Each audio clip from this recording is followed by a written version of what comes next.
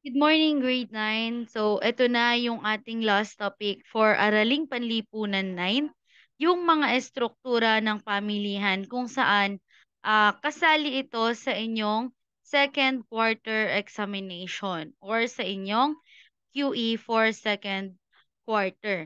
So, dito pag-uusapan natin yung mga iba't ibang klase ng pamilihan tulad ng monopolyo, monosopnyo, oligopolyo, at marami pang iba.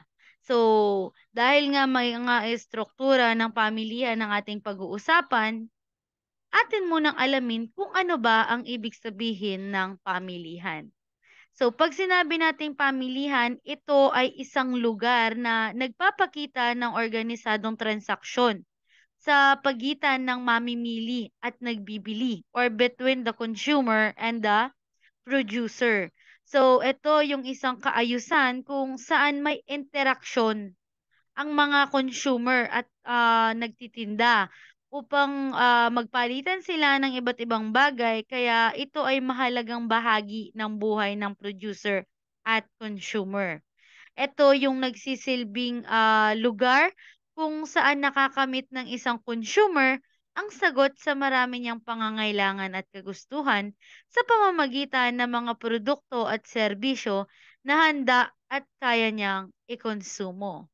It's like markets are where the buyers and sellers can meet to get goods and exchange items. At ito ay may iba't ibang katangian at estruktura. Mayroong dalawang estruktura ng pamilihan. Ito yung tinatawag na ah, ganap na kompetisyon at di ganap na kompetisyon. Bakit nagkakaroon ng dalawang estruktura ng pamilihan? Kasi po, ito ay dahil nagkakaiba-iba ang katangian ng mga ito at iba din yung level of competition. So, una, atin munang pag-aralan yung ganap na kompetisyon. Doon muna tayo sa isang estruktura ng pamilihan kung saan sa ganap na kompetisyon. Kapag sinabi natin na ganap na kompetisyon, ito yung kapag ang sino mang negosyante ay walang kapangyarihan na palitan o baguhin ang presyo sa pamilihan. Ito yung istruktura ng pamilihan na kinikilala bilang modelo o ideal dahil walang sino man sa walang sino man sa producer at consumer ang maaaring makakontrol sa takbo ng pamilihan. Particular na syempre sa presyo. Parang ganito siya. Sa panig ng producer, hindi nila ito kayang kontrolin sapagkat maraming nagtitinda ng magkakaparehong uri ng produkto at serbisyo sa pamilihan. Sa kabilang banda naman, sa ah, panig naman ng consumer or consumer perspective, walang sino man ang may kakayahang idikta ang presyo dahil lubha rin silang napakaliit kumpara sa buong bilang ng maaaring bumili ng produkto o serbisyo. Ang ganap na kompetisyon para mas lalo niyong maintindihan, ito ay nagtataglay ng mga katangian. At unang katangian na nga nito ay marami ang mamimili at tindera ng produkto. Kapag marami ang nagtitinda ng produkto, nawawalan ng kontrol ang mga tindera sa pagtatakda ng presyo. Hindi nila kayang kontrolin ang pamilihan. Kung kaya, ang nagtitinda hindi kayang magtaas ng presyo. Dahil kapag nagtaas sila ng presyo, may posibilidad or possibilities na lumipat yung kanilang mga suki o consumers sa iba. Kaya sumusunod lamang sila sa presyo na umiiral sa pamilihan.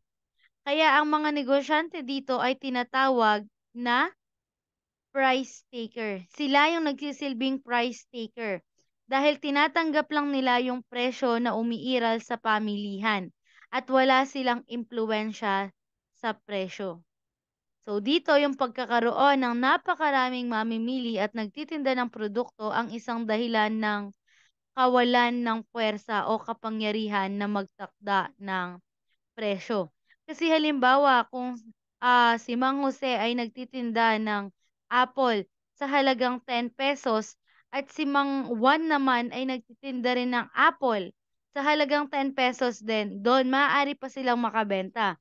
Ngunit kung si Mang Jose, kung pinalitan niya, itinaas niya ang kanyang presyo at ginawa niyang 20 pesos ang isang apple, samantalang si Mang Juan 10 pesos lang. Siyempre, yung mga consumer, mas pipiliin ng bumili kay Mang Juan. Kasi mas makakamura sila. Kasi compare kay Mang Jose na 20 pesos, kay Mang Juan 10 pesos lang. So may 10 pesos na diferensya. So ganon yung nangyayari sa ganap na kompetisyon. Pag marami yung mga consumer at marami rin yung mga nagtitinda, is hindi sila nagkakaroon ng control o impluensya sa pagtatakda ng presyo. So, sila ay mga price taker lang. Sumusunod lang sila kung ano yung pinapairal na presyo sa pamilihan.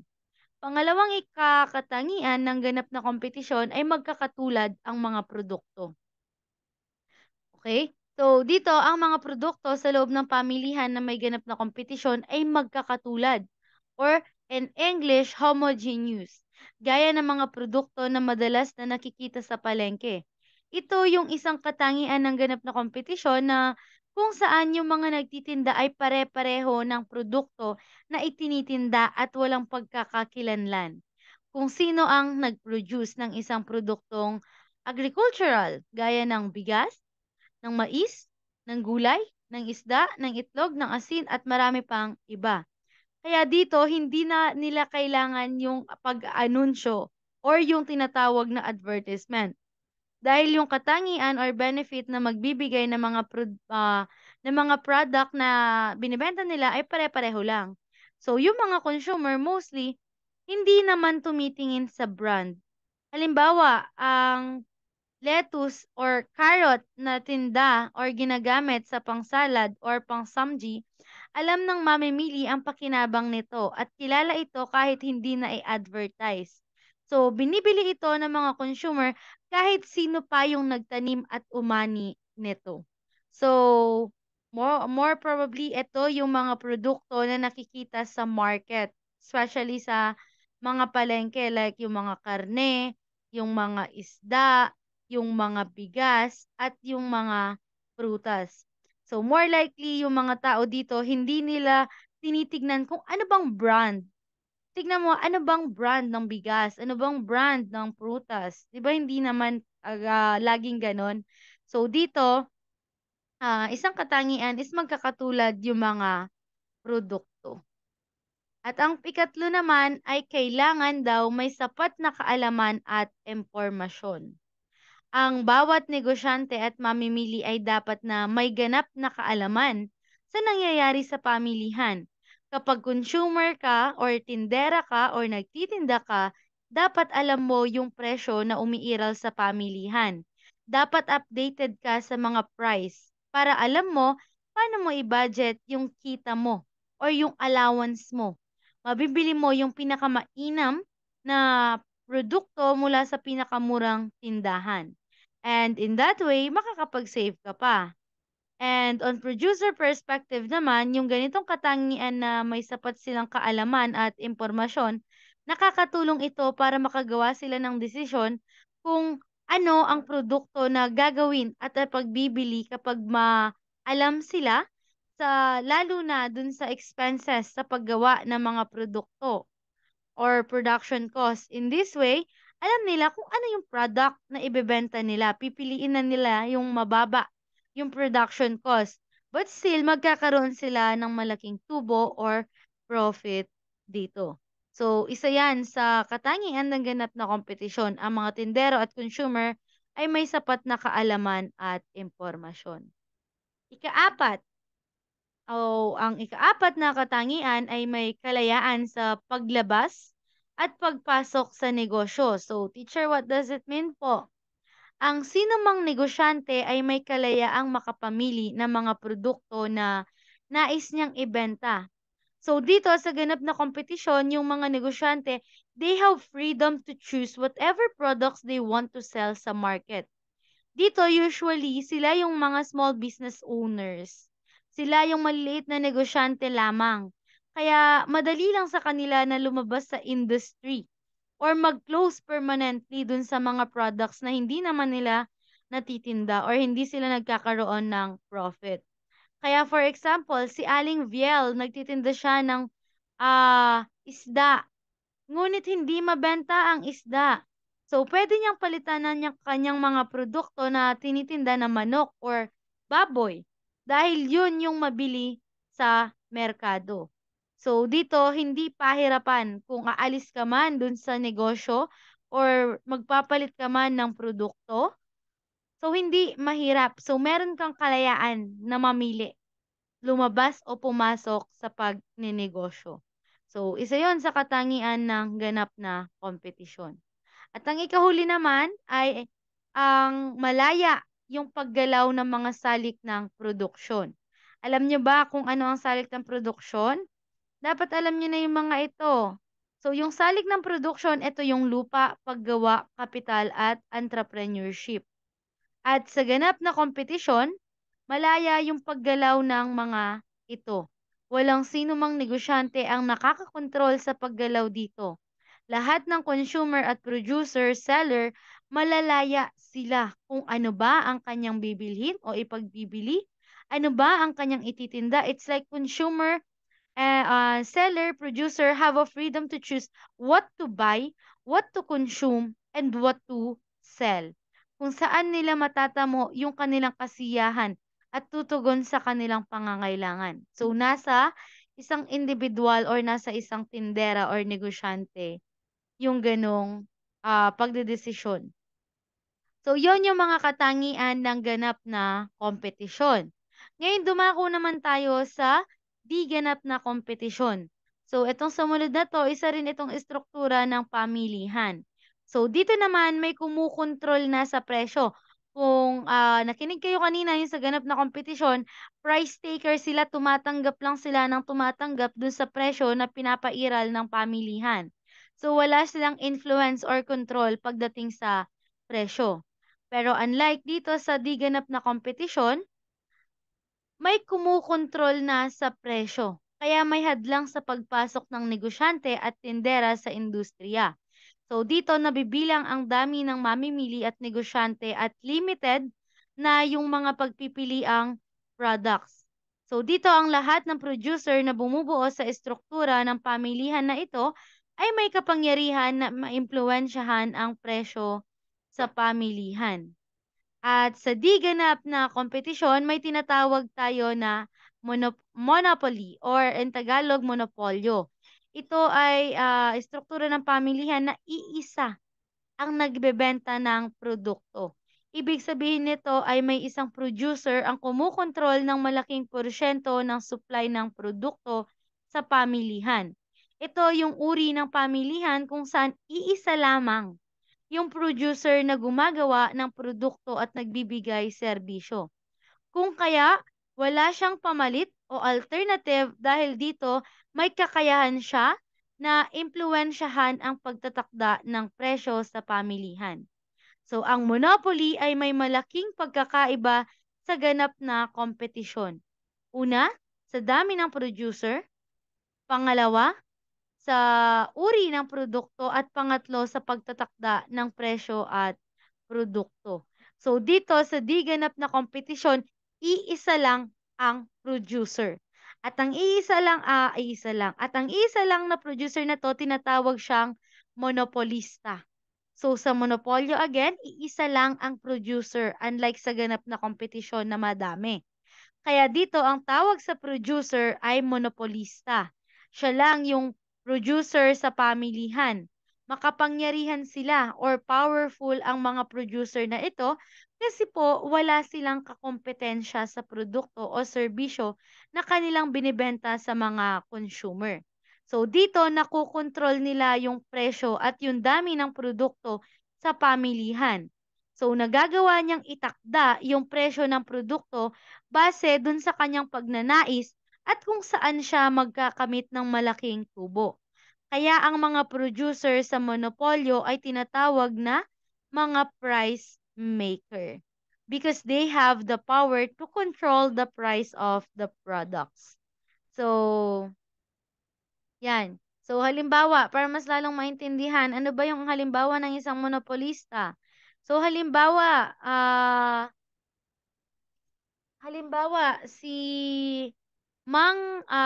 Kanor. Halimbawa si Mang Kanor, ang produkto na binibenta or service na ipinagkakaloob ni Mang Kanor ay let's say for example, ano ba yung parang pinakasikat pero kulang ang supply na produkto. O let's say for example, mangga. So si Mang Kanor lang yung nagtitinda ng mangga sa sa buong pamilihan. So si Mang Kanor dahil wala siyang kaaway, so wala siyang kakumpetensya, walang ibang nagtitinda ng mangga. So yung mga consumer na nangangailangan ng mangga at may gusto ng mangga ay sa kanya lamang pupunta. So walang choice yung mga consumer. Kung hindi, kay Mang Kanor lang bibili dahil si Mang Kanor lang yung nagtitinda ng mangga. So dito, dahil ganon yung sitwasyon, si Mang Kanor kahit taasan pa niya yung kilo ng mangga, ah, bibili at bibili pa rin yung mga consumer. So dito parang sinusunod nila yung price ni consumer rather than si consumer yung sumusunod sa price na pinapairal ng pamilihan. So ang mga monopolista tinatawag silang mga price maker. Pangalawa, sa katangian ng di ganap na kompetisyon ay may kakayahang hadlangan ang kalaban sa negosyo. Ang mga monopolyo ay malalaking company na nagtataglay ng puwersa na kontrolin ang bilihan ng produkto. Di ba sinabi ko kanina yung mga monopolista na ito ay mga price maker? So may kakayahan sila na itaas o ibaba yung mga produkto at serbisyo na ino-offer nila sa market. Kaya pag nagkaroon sila ng kalaban o kakompetensya, ang ginagawa nila, binababaan nila yung price ng product. And temporarily, mababawasan yung kanilang tubo. In this way, yung mga monopolista na ito, napapaalis nila o nai-eliminate nila yung mga kalaban o kakompetensya nila. And pag nawala na yung mga kalaban nila, muli na nilang itataas yung price ng product and services na ino-offer nila. Ibabalik nila sa dating presyo. And another way pa na ginagawa ng mga monopolista to eliminate their competitors, mas tinataasan nila yung bayad dun sa mga raw materials na ginagamit para makagawa ng product kaysa dun sa mga kalaban nila. At yung mga produkto ng monopoly ay may patent, yung tinatawag na patent at copyright. So yung patent, ano ba kasi yung patent? So ito yung isang lisensya, tandaan, ito ay isang lisensya na ipinagkakaloob ng pamahalaan sa isang individual o negosyante upang magkaroon siya ng karapatan na gumawa, gumamit at magbili ng isang produkto. So ito yung nagpo-protect sa mga producer na ito yung nagpo-protect sa mga producer sa kanilang mga product or mga inventor sa kanilang invention. And the other one naman is yung tinatawag na copyright. So, ang copyright naman, ito ay pagtatalaga ng karapatang ari. Or pag sinabi natin karapatang ari, you will own. Parang you have the right to own these things kasi ikaw yung gumawa. So, yun yung copyright, pagtatalaga ng karapatang-ari sa isang kumpanya na maglathala at magpalabas ng isang makasining na gawain at latalain, lathalain sa isang takdang panahon. Ito yung isang uri ng intellectual property right na tumutukoy sa karapatang pagmamay-ari ng isang tao na maaring literary works or artistic works. So, yun yung idea between the patent and copyright. So, ikatlo sa monopolyo, walang malapit na kapalit na produkto. Walang malapit na kapalit na produkto at serbisyo yung kanilang mga ino-offer sa pamilihan. So, yung mga produkto na ipinagbibili ng mga monopolista ay walang kauri o malapit na kapalit kaya madali nilang makontrol ang demand ng produkto. Kapag gusto nilang itaas yung price ng product na bebenta nila, ang gagawin nila ay babawasan lamang nila yung products na lumalabas sa market or yung supply ng produkto. So, ito yung tinatawag na hoarding. So, para mapilitan bumili ng product sa mataas na presyo yung mga consumer.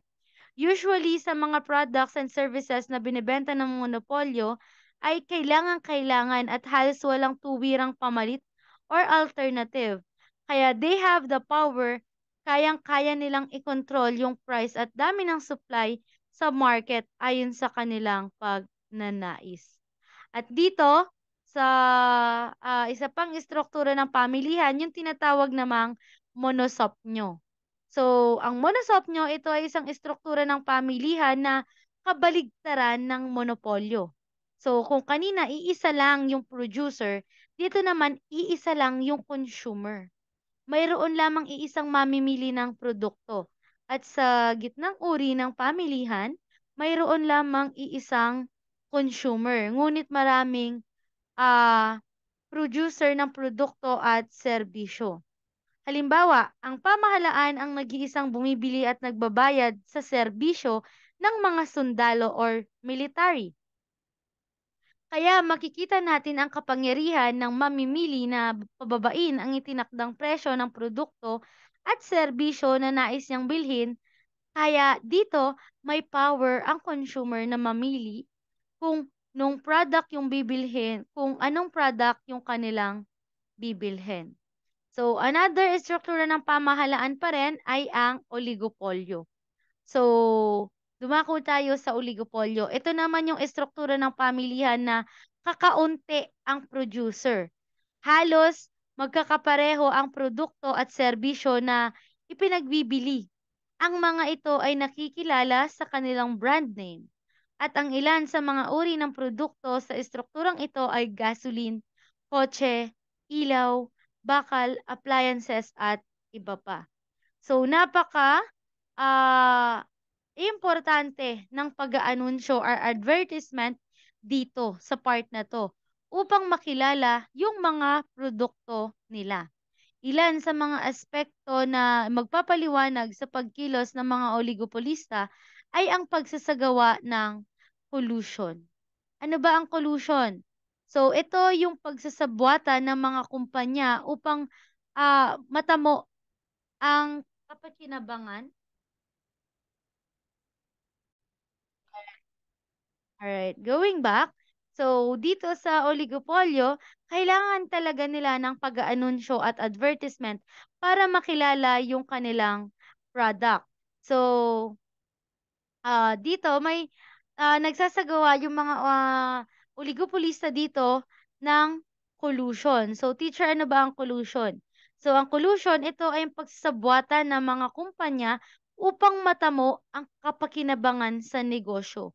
So, ito yung isang paraan upang maisagawa ang sabwatan ay nagbubuo sila ng isang kartel. Ngayon, pag sinabi nating kartel, ito yung grupo ng mga companies na nagkakaisa para limitahan lamang yung supply, limitahan lamang yung production para makapagtaas sila ng presyo at magkaroon ng malaking tubo. Yung gawain na to ay illegal. Kaya, palihim lamang nilang ginagawa ito. Next ay hindi naglalaban sa presyo. So dito naman kahit kakonti lang silang producer, same goal lang sila. Yun ang kumita ng malaki. Isang mahalagang bagay na pinag-uusapan kapag may collusion ay tungkol sa pagtatakda ng presyo.